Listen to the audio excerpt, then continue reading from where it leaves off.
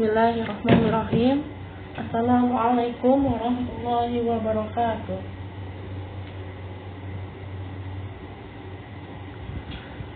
Pada kesempatan kali ini, insyaallah Ibu akan menjelaskan materi bab 2 kita di kelas 8 ini mengenai gaya dan gerak, ya.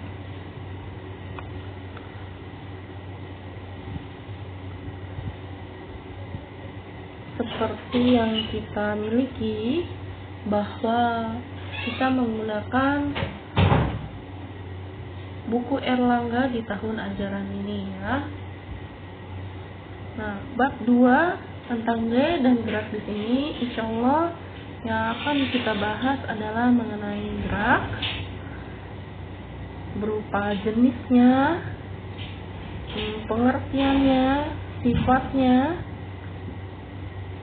dan juga beberapa hitungan sederhananya, ya.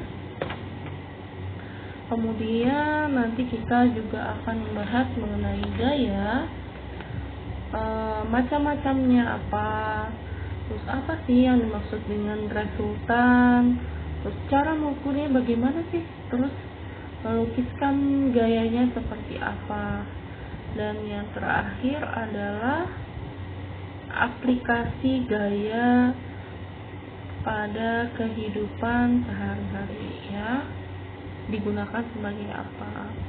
Kemudian apa hubungannya antara massa dengan berat, ya, terhadap sebuah gaya, dan yang terakhir adalah tentang hukum Newton. Oke. Nah, ini adalah peta konsep, ya, yang kita miliki di bab 2 ini tentang gaya dan gerak, ya. Ini gaya yang warna hijau dan ini gerak yang warna orange, dan warna biru adalah hukum Newton.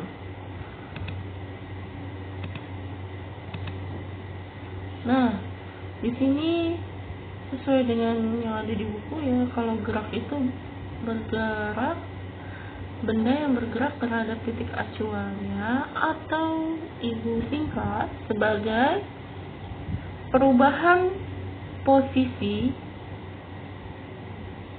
suatu benda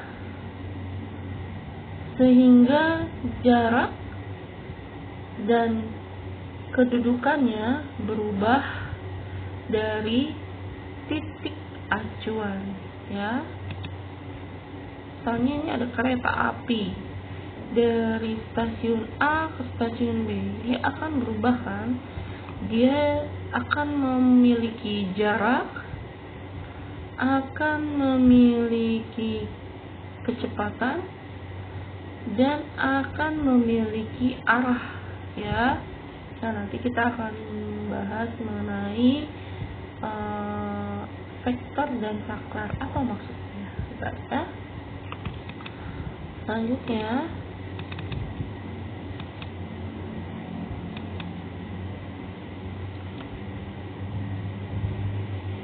nah, gerak bersifat relatif, ya. Maksudnya apa, Nak? Maksudnya adalah jika kita berdiri di sini, ya, kita berdiri di sini dalam keadaan diam, sedangkan mobil-mobil di sekitar kita bergerak, ya. Kita melihat bahwa mobil tersebut bergerak. Nah, itu yang dinamakan dengan gerak nyata, ya. Jadi kita melihat sebuah mobil itu adalah gerak nyata, tapi yang ada di dalam mobil itu akan melakukan gerak semu, ya, atau contoh penjabaran mengenai gerak semu. Jadi penjabaran dari gerak semu adalah suatu objek sebenarnya diam, namun yang teramati oleh pengamat seolah-olah bergerak, ya. Ini seperti yang dialami oleh orang yang ada di dalam mobil, ya. Nah, ternyata gerak nyata dan gerak semu tadi termasuk jenis-jenis gerak, tapi ini berdasarkan keadaannya ya. Kemudian yang kedua, berdasarkan bentuk lintasan ya. Bentuk lintasan ada yang lurus ya, jadi garisnya lurus, geraknya dalam kondisi yang lurus ya. Terus ada yang melingkar ya, berbentuk gerak lingkar ya. Terus ada yang parabola gimana? Ya, jadi setengah lingkaran ya. Kemudian apa ini kelajuan dan kecepatan ya. Jadi di graf ini kita akan mengetahui tentang kelajuan, kecepatan, dan juga percepatan ya. Kita bahas mengenai rumus dulu. Apa ini maksudnya nak? Ketika kita bergerak, kita punya jarak ya kan? Jarak itu f ya. Terus kita berjalan dari titik A ke titik B ya, dari titik A ke titik B. Kita berjalan dari titik A, kita hapus saja. Kita berjalan dari titik A ke titik B ya, dari titik A ke titik B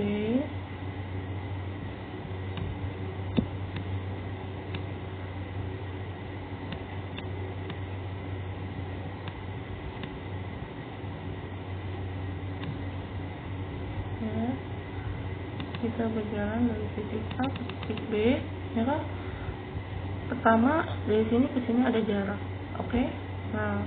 Yang kedua dari A ke B pasti kan kita membutuhkan waktu ya. Jarak di sini satuannya meter ya waktu di sini yang dibutuhkan itu satuannya adalah second. Jadi kalau ada jam, menit, kita rubah semuanya ke dalam bentuk second. Hatta, hari, kita rubah menjadi second ya. Kemudian S sama T udah paham ya. S itu jarak, satuannya meter, T itu waktu, satuannya second. Berarti V ini apa? V ini berarti adalah kecepatan ya. V di sini adalah kecepatan. Kemudian tadi kecepatan apa? Perpindahan ya, setiap satuan second ya, atau kita singkat saja, kecepatan adalah perpindahan suatu benda dibagi selang waktu. Perpindahan suatu benda dibagi selang waktu. Dengan kelajuan apa? Kelajuan adalah jarak. Jadi semuanya jarak yang ditempuh dengan selang waktu yang diperlukan ya. Ini yang tadi kita bahas, apa itu skalar, apa itu vektor ya, mengenai graf yang tadi yang di sini nih kita bahas.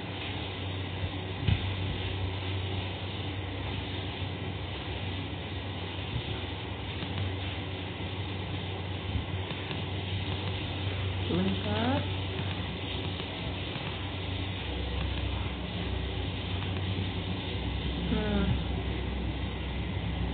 Kemudian ya, seperti yang kita bahas di sini.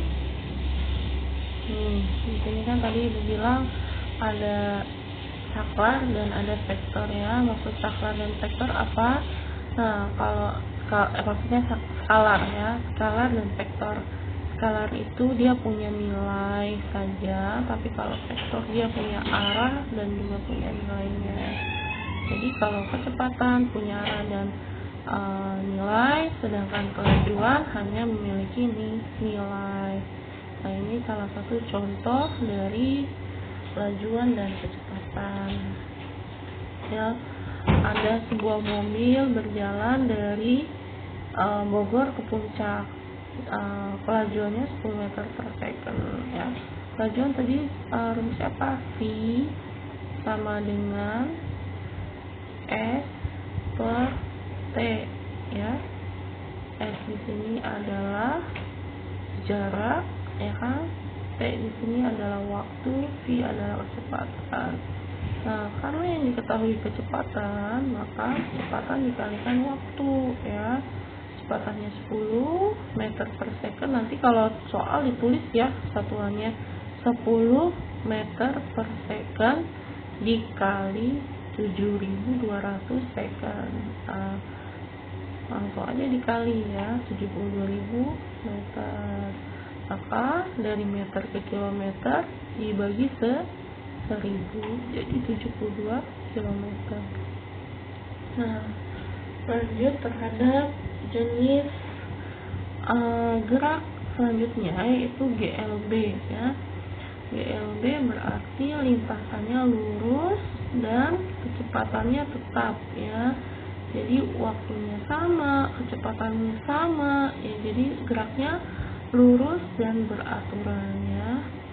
Kemudian nah, ini yang tadi Bu bilang mengenai percepatan ya. Kecepatan disimbolkan A ya. Jadi kalau kecepatan itu biasanya nilainya positif. Tapi kalau perlambatan ya nilainya biasanya A-nya negatif kecepatannya.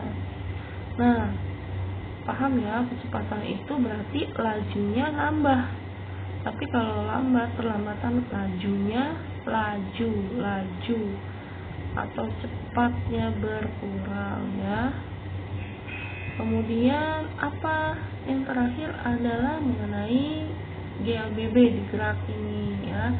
Apa Bu GLBB? GLBB gerak lurus berubah beraturan ya. Jadi gerakannya lurus tapi lajunya bertambah atau berkurang secara teratur, jadi percepatannya tetap ya.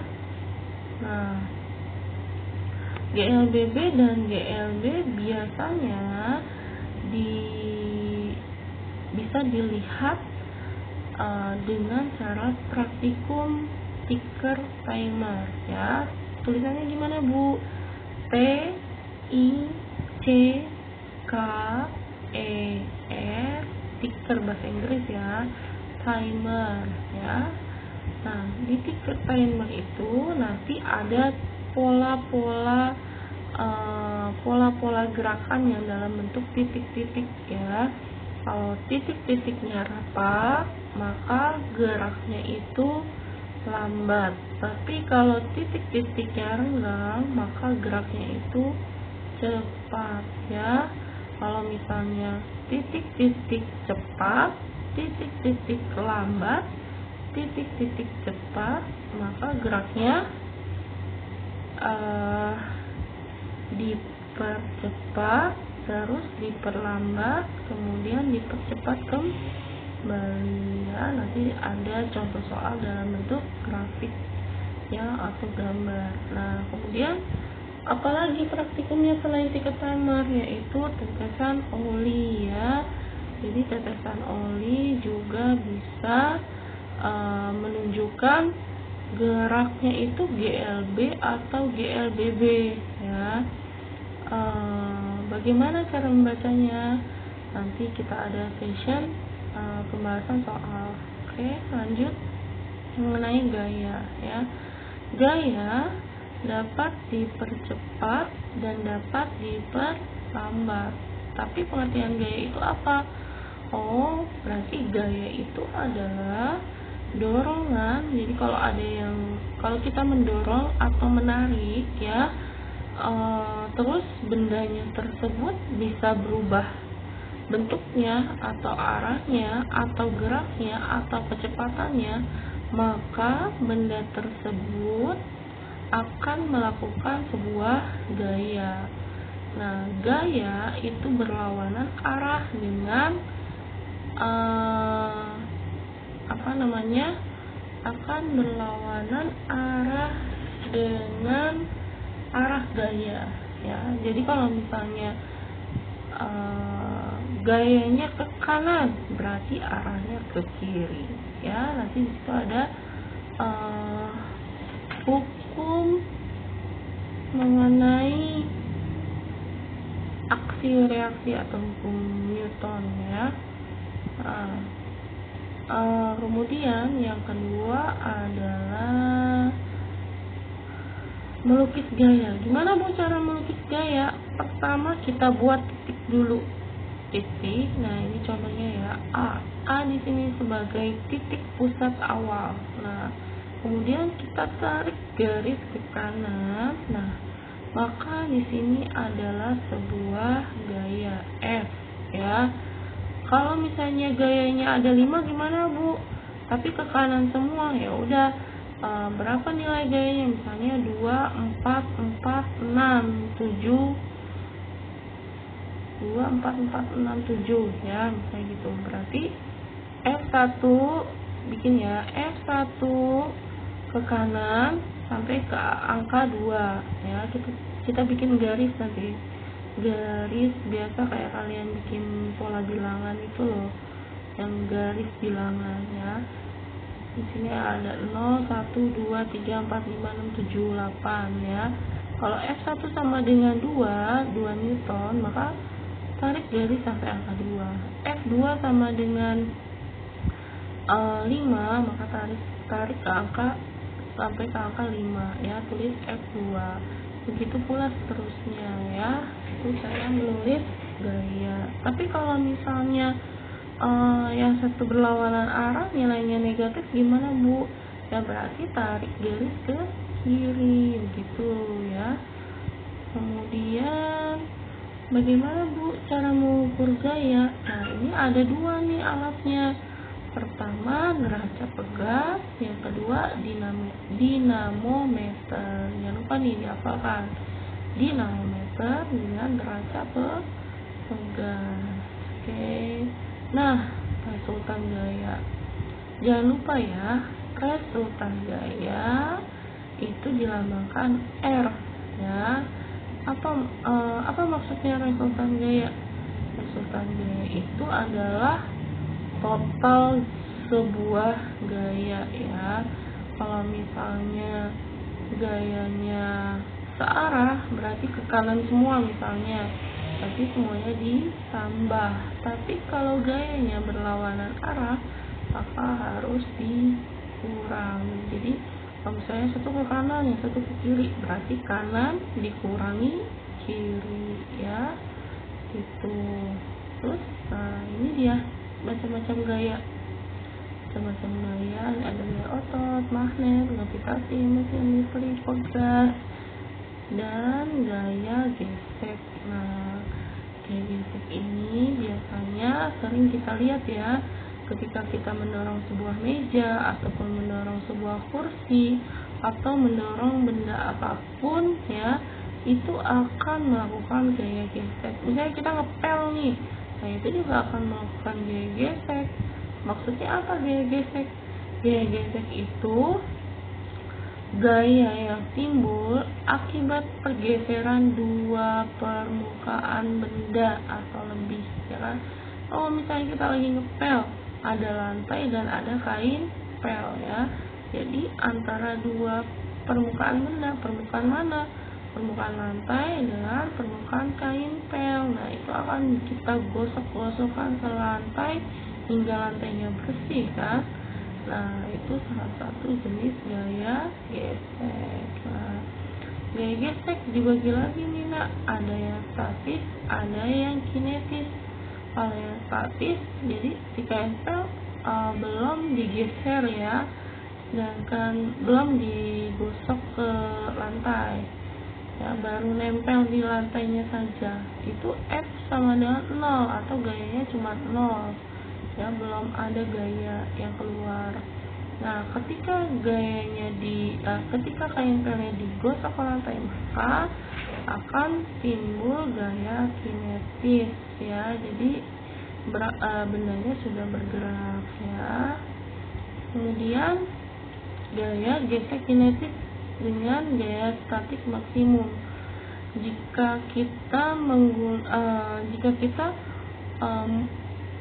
melakukan, jika kita ngepel dengan tempelnya didiamkan di situ, maka mana yang jauh lebih besar gaya yang kita keluarkan? Pastinya yang kita sedang mengepel ya. Nah, itu contoh dari gaya gesek kinetis. Nah, ini kalau tempel yang diam itu gaya statik maksimum. Kemudian gaya dan percepatan. Nah, tadi kan sudah dibahas bahwa percepatan itu pertambahan kelajuan ya. Jadi percepatan pertambahan kelajuan tiap selang waktu. Jadi tiap selang waktu dia terus bertambah kecepatannya ya. Nah, ini contoh penggambarannya. Nah, awalnya cuma 1, terus lama kelamaan 2, 3, akhirnya F sama F nya bertambah, A nya bertambah. Nah, ketika sudah berkumpul, F nya berkurang ke kiri, A nya juga ikut berkurang. Kemudian ini contoh pemanfaatan gaya pada sebuah jembatan ya. Nah, ini kombinasi ya, tiap bagian bentuk segitiga. Segitiga sebagai pengokoh ya atau penguatnya. Nah, ini berbentuk setengah lingkaran ya. Sedangkan ini menggunakan kabel baja ya, ini untuk mempertahankan. Jadi yang satu menggunakan konsep segitiga, yang satu menggunakan konsep setengah lingkaran, yang satu menggunakan untaian kabel ya, kabel baja. Ini jembatan gantung, jembatan lengkung, dan cantilever. Oke.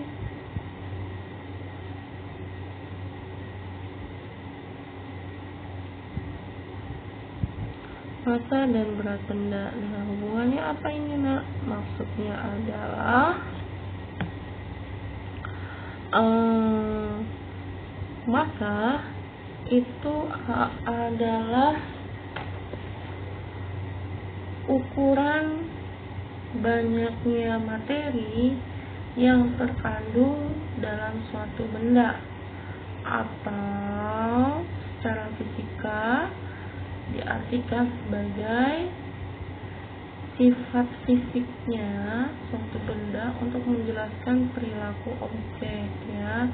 Biasanya satuan massa apa? Satuan massa biasanya gram atau kilogram atau ton ya. Yang kan berat benda apa? Nah, berat benda itu biasanya besar gaya tarik gravitasi pada suatu benda. Satuannya apa Bu? Berat benda. Kalau massa kan tadi satuannya gram, kilogram atau ton kan. Kalau berat benda satuannya newton per kilogram ya. Jadi sesuai dengan satuannya newton per kilogram, maka rumusannya adalah W sama dengan M kali G. W di sini adalah berat benda dan massa di sini adalah gram. Sedangkan di sini adalah gravitasi. G di sini adalah gravitasi. Jadi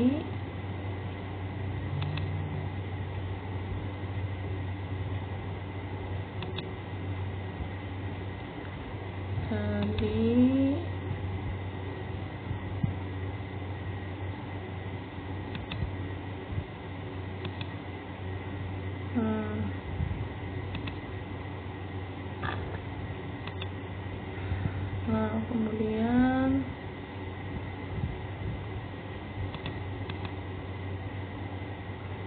Ya, keluar bentar Kak.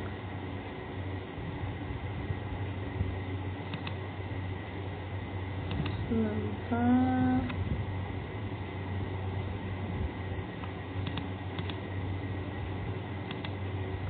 Nah, ini ya. Ya, jadi W di sini adalah berat benda, ya, satuannya adalah Newton per kilogram. M di sini adalah satuannya M di sini adalah massa, satuannya adalah gram. G di sini adalah gravitasi. Nah, ini harus dihafalkan. 9,8 Newton per kilogram, ya.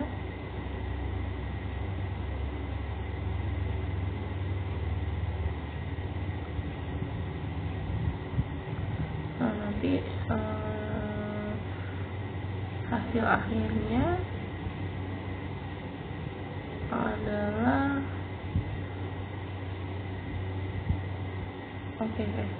berarti sorry di sini W di sini satuannya adalah Newton. Nah, M di sini adalah gram, ya. G di sini adalah Newton per kilogram. Oke, lanjut. Nanti dibahas pada soal hukum 1 Newton, ya. Hukum 1 Newton apa ya? Gimana istilah, masih semangat ya? Ya, hukum 1 Newton yaitu apa maksudnya? Jadi resultan gayanya itu 0 atau F sama dengan 0. Jadi tidak ada gaya sama sekali, disebut dengan inersia. Jadi kecenderungan benda untuk bertahan dalam kondisi diam atau dia geraknya lurus, tidak belok-belok, ya. Nah, itu adalah hukum 1 Newton, ya. Jadi jika ada gaya yang ke atas, misalnya gaya ke atas 2 Newton, maka gaya yang ke bawah juga harus 2 Newton. Ya, kalau ke kanan 5 Newton, berarti ke kiri dia juga 5 Newton. Jadi F sama dengan 0.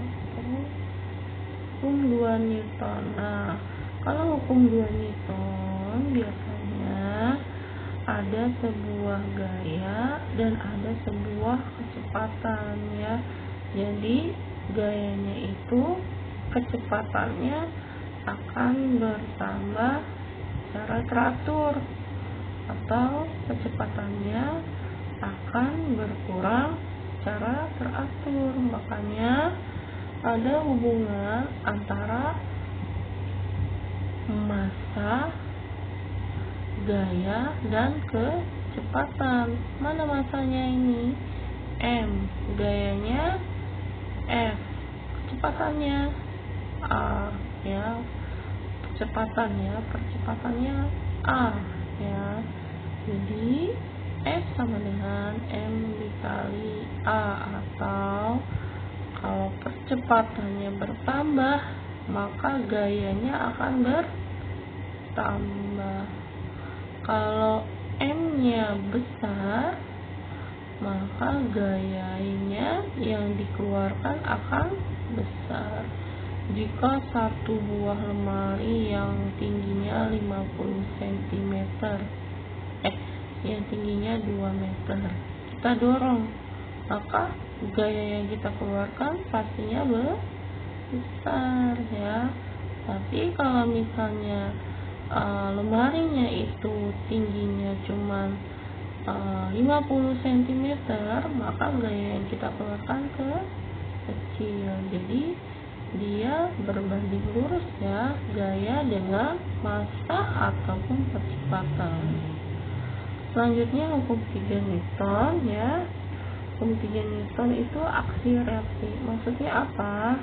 Jadi kalau ada gaya aksi, pasti nanti ada gaya reaksi, ya. Nah, galaksi yang sama besar, tapi bekerja pada dua benda yang berbeda. Misalnya ada tabrakan mobil ya, zat mobil A dengan mobil B saling bertabrakan, maka ada gaya aksi reaksi ya. Nah, itu salah satu contoh hukum Newton. Nah, ini apa nih, gaya berat dan gaya normal? Nah, ini yang tadi ditunjukkan di sini maksudnya. Ini di sini di hukum 1 Newton ya. Kecenderungan untuk mempertahankan gerak diam atau gerak lurus ya. Misalnya yang satu ke atas, berarti V-nya ke atas gayanya, maka W atau gaya gravitasi dalam satuan Newton, maka nilainya juga sama dengan F yang ke atas, berarti nanti nilainya sama dengan 0 ya. Baik, cukup dari ibu, insyaallah. Kurang lebihnya mohon maaf. Semoga anak-anak ibu yang soleha bisa belajar dengan baik walaupun di masa pandemi seperti ini. Tetap jaga kesehatan. Semoga bermanfaat pembelajarannya. Ibu akhiri dengan doa penutup majelis. Subhanakallahumma wa bihamdika, asyhadu an la ilaha illa anta, astaghfiruka wa atubu ilaik. Assalamualaikum warahmatullahi wabarakatuh.